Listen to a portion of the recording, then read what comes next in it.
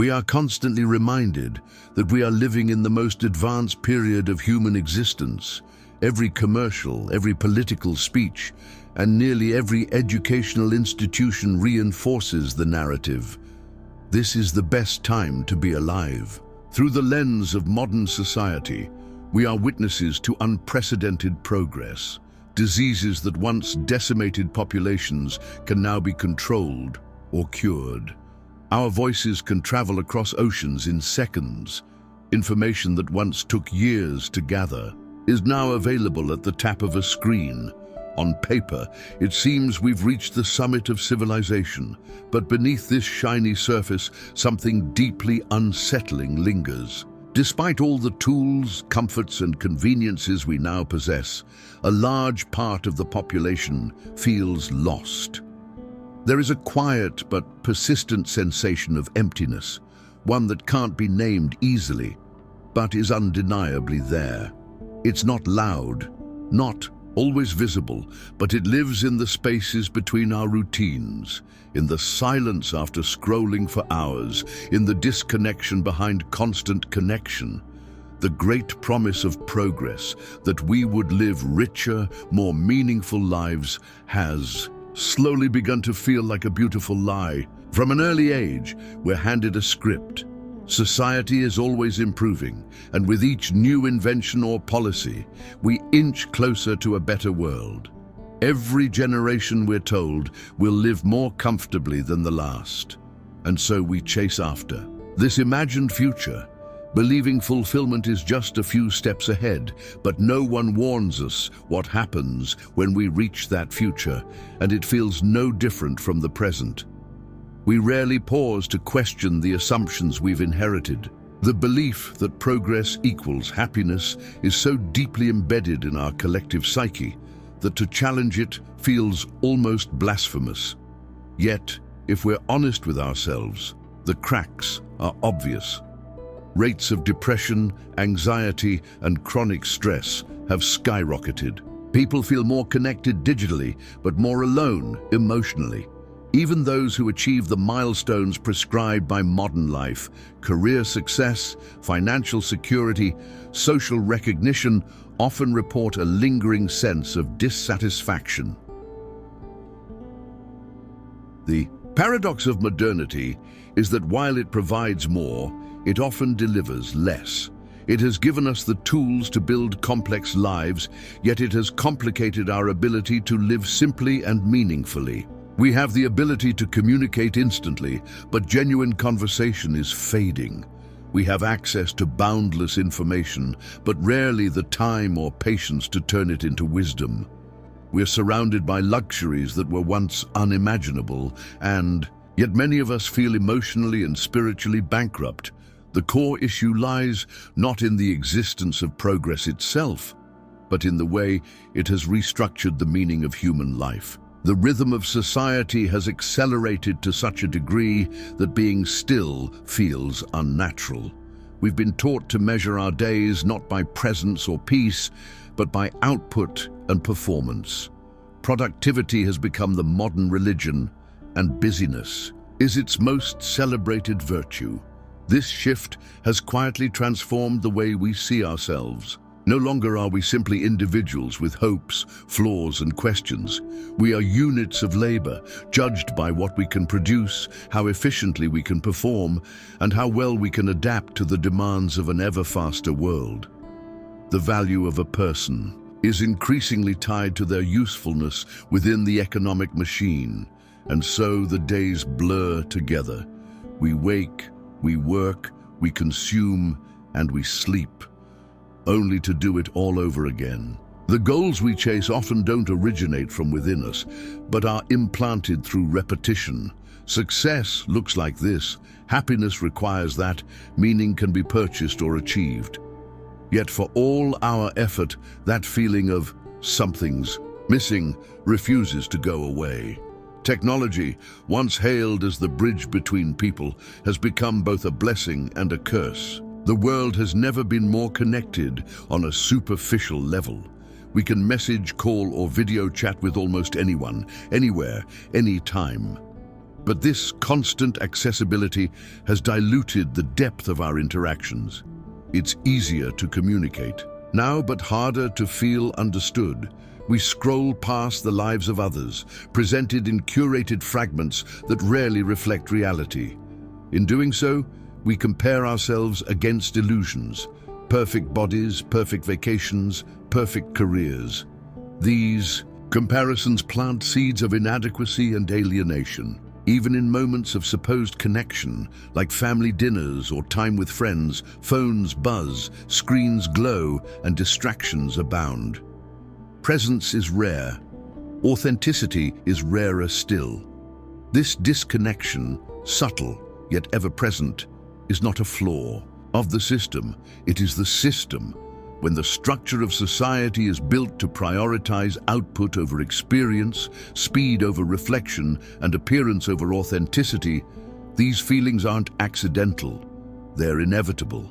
And so we live with a silent discomfort, a sense that we're going through the motions, chasing a vision of life that doesn't align with our inner needs. We rarely name this discomfort out loud because the cultural narrative insists that we're lucky to live in this time.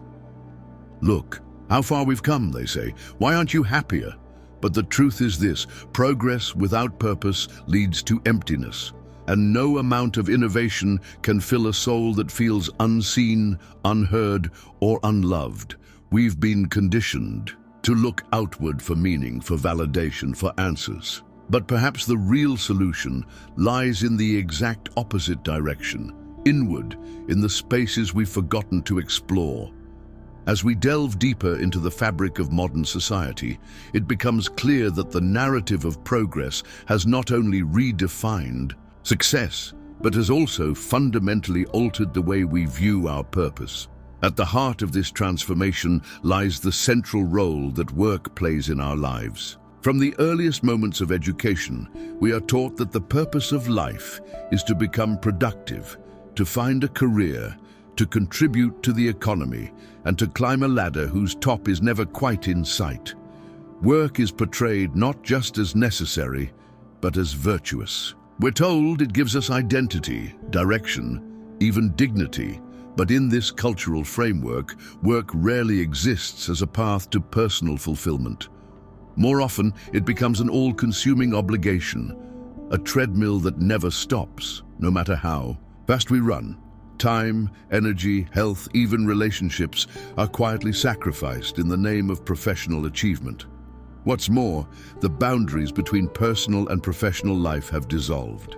The rise of smartphones, emails, and remote communication tools was meant to liberate us, offering flexibility and freedom. In reality, they have made us constantly available. We respond to messages after hours, we carry the office in our pockets, and we rarely, if ever, truly disconnect. This constant state of readiness has turned fatigue into a baseline, not a warning sign. We no longer live our lives, we manage them. Every hour is scheduled, every activity tracked, and every moment must be optimized. Rest is not encouraged, unless it enhances future productivity. Leisure, once a sacred space for reflection and joy, is now seen as indulgence or laziness. Doing nothing, simply being, is treated as a failure to capitalize on time. The result is a generation trained to feel guilty for resting, to view stillness as weakness. This relentless glorification of productivity leads to a dangerous consequence. Self-worth becomes conditional. People begin to believe that they matter only when they are useful. The idea of intrinsic value, being worthy simply by existing, fades into the background. In its place, a toxic belief system takes root. You are what you do, and if you stop doing, you stop being. Alongside this obsession with productivity is the second major pillar of modern life: consumption. The system we inhabit is not fueled by work alone. It also requires us to spend, to desire, to constantly chase the next thing. Satisfaction is always just out of reach, just one purchase away. We are bombarded daily with messages telling us that happiness comes in the form of new gadgets, trendy clothes, luxury experiences, and perfectly curated lifestyles. But this happiness is elusive by design. As soon as we acquire what we thought we needed, a new version appears. The cycle renews itself endlessly. The goalpost moves further each time, ensuring that we remain in a constant state of wanting. This is not an accident. It's the engine that keeps consumer society running. Modern advertising no longer simply sells products. It sells dreams. It appeals not to needs, but to aspirations. A phone is not just a phone. It's a symbol of status. A car is not just transportation, it's a declaration of success. Each purchase is marketed as a step closer to the life we imagine will finally make us happy. And yet, the promised fulfillment never fully arrives.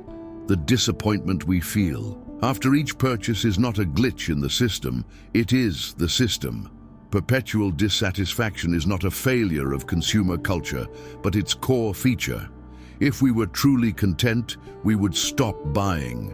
If we felt whole, we would stop searching. And so the game is rigged to ensure we never reach that point. Instead, we stay caught in an endless loop, earn, spend, repeat, mistaking movement for progress and accumulation for meaning. This lifestyle has not only affected our wallets, but also our perception of time. The present moment has been demoted to a mere stepping stone toward the future. We are constantly looking ahead to the next paycheck, the next vacation, the next milestone. Life becomes a countdown of deferred rewards. I'll be happy when becomes the mantra. But when that moment finally arrives, it rarely feels as fulfilling as we imagined. The future we anticipated feels strangely similar to the past we tried to escape. We become addicted to anticipation, always planning, always hoping, but never quite arriving. The present, the only real moment we ever have, becomes something to tolerate, not savor. This shift in how we view time bleeds into our relationships. Connection becomes transactional. Interactions are measured by what they offer us. Time spent with others is squeezed into calendars, interrupted by notifications, and diluted by distraction. We talk, but we rarely listen. We gather, but we seldom connect. Friendships become convenient, intimacy becomes rare, and loneliness thrives in the spaces where real connection should have been. Modern culture idolizes independence. We're taught to be self-sufficient, to rely on no one, to solve everything ourselves. While resilience and autonomy are valuable, this extreme individualism has come at a cost. Emotional reliance is labeled as weakness. Vulnerability is avoided. Asking for help feels like failure. Yet humans are social beings, wired for connection, for mutual support, for shared experience. The idea that we must face life alone is one of modernity's most harmful myths. The truth is that relationships, community, and emotional bonds are not optional extras. They are essential for well-being. Without them, no amount of success or consumption can fill the void. And so, we arrive at an unsettling conclusion. The very systems meant to elevate our lives have, in many ways, diminished them. We are working harder, buying more, and feeling less. We have gained speed but lost direction. The machines run more smoothly, but the people within them feel increasingly broken. As the system keeps expanding, more efficient, more advanced, more interconnected, it paradoxically leaves many individuals feeling increasingly isolated. We are surrounded by people virtually and physically, yet the sense of loneliness deepens. This is not the kind of solitude chosen for reflection or peace, but rather a forced separation, a byproduct of a structure that fragments human relationships and treats individuals as isolated, self-contained units rather than interconnected beings. One of the most devastating illusions of modern life is the belief that we are fully independent, that we must carry the weight of life alone. The cultural push towards self-sufficiency has gone so far that needing others is now often viewed as a flaw. Emotional support is labeled weakness. Dependence is shamed. In this distorted view, connection becomes optional, a luxury to be indulged, in occasionally, not a necessity to be nurtured. But human beings are not built to function in isolation. We are relational by nature. We thrive through bonds, through the mirror of others, through shared meaning. When those elements are stripped away or treated as secondary to productivity and efficiency, the result is a deep internal fracture. We were not meant to exist as cogs in a machine, yet that is exactly what modern structures demand. From birth, individuals are groomed to fit into predefined roles, to play their part in keeping the system running. Education is not designed to awaken the soul or cultivate wisdom. It's designed to mold workers, future producers. The creativity of childhood is gradually squeezed out in favor of standardized metrics and performance indicators.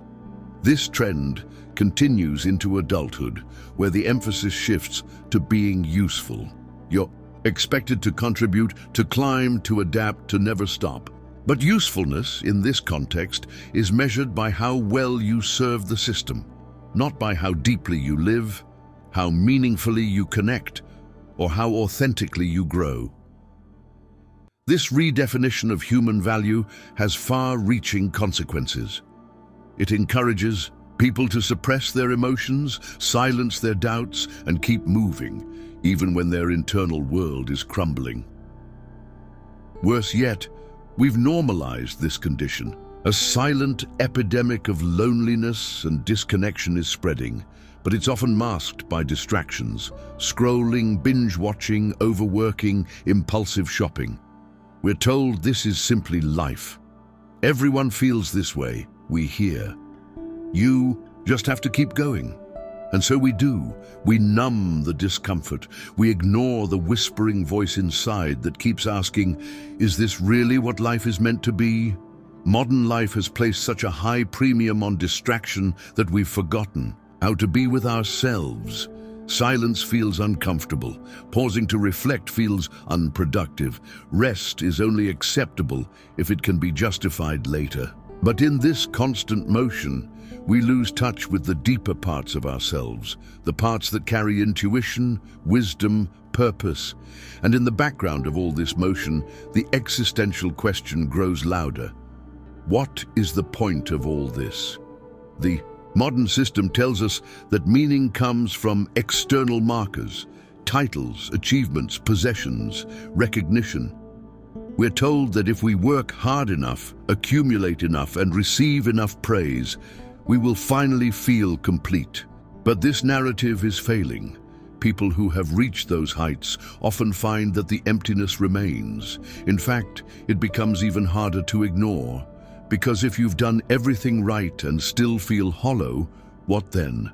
The tragedy is that meaning has been outsourced. Instead of seeking it within, in our inner compass, in relationships, in moments of stillness, we've been trained to look for it out there. We think it lives in the next promotion, the next purchase, the next social milestone. But when we arrive at those destinations and the hunger persists, we don't question the system, we question ourselves. We assume we're broken, ungrateful, lazy, unmotivated. We internalize the failure instead of recognizing the lie. True meaning doesn't come from accumulation. It emerges in presence, in giving, in creating, in connecting. It flourishes in honesty, in the courage to be vulnerable, to ask difficult questions, to admit when we're lost. But modern life doesn't leave space for these things. The pace is too fast, the expectations too rigid, the noise too constant. Even our emotions have become commodities.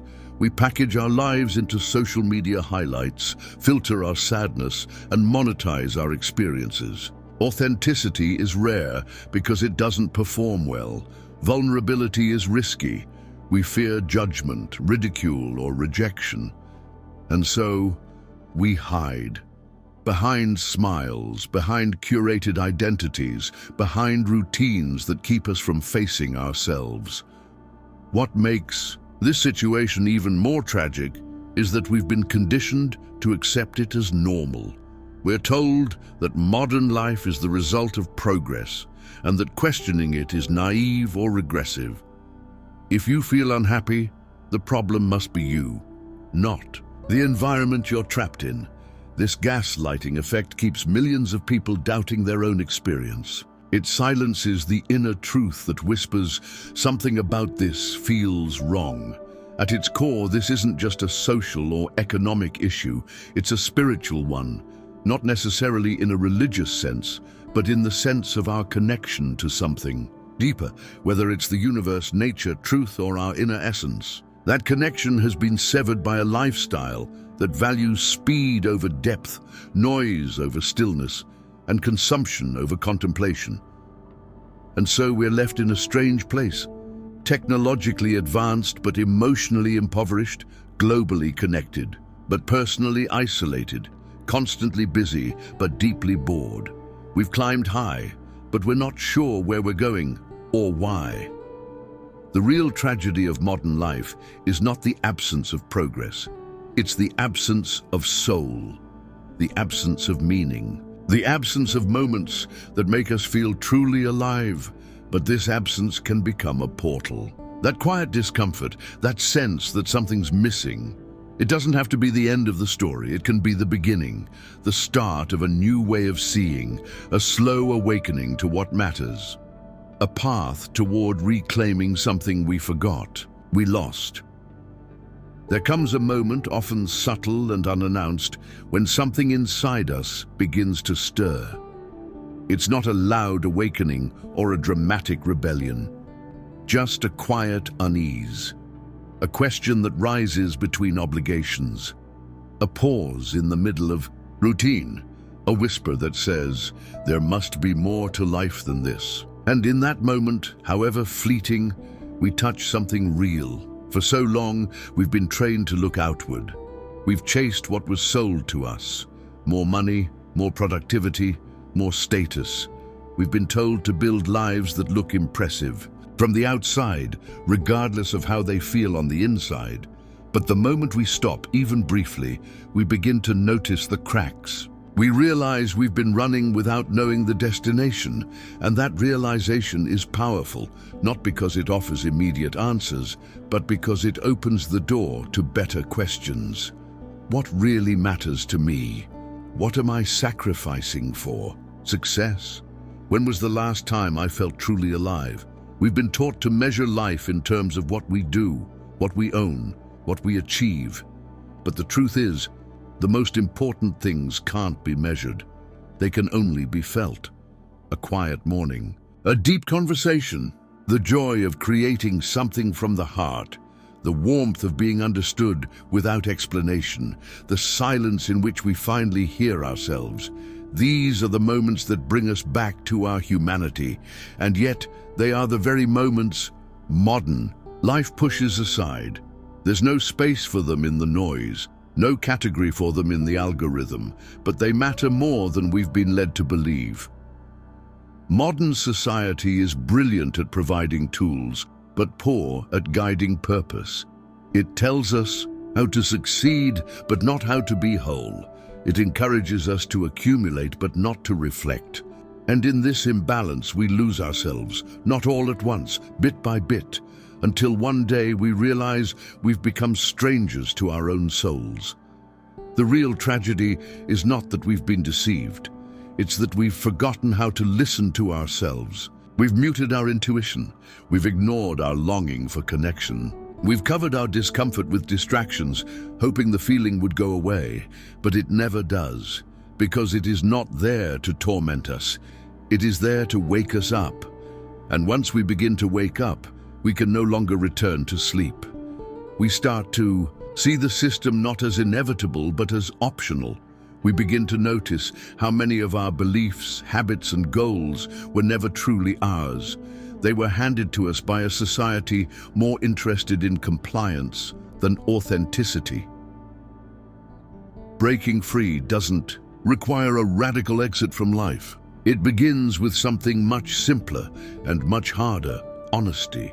The willingness to face how we feel, to sit with our discontent instead of fleeing from it, to admit without shame that we want something different, something deeper.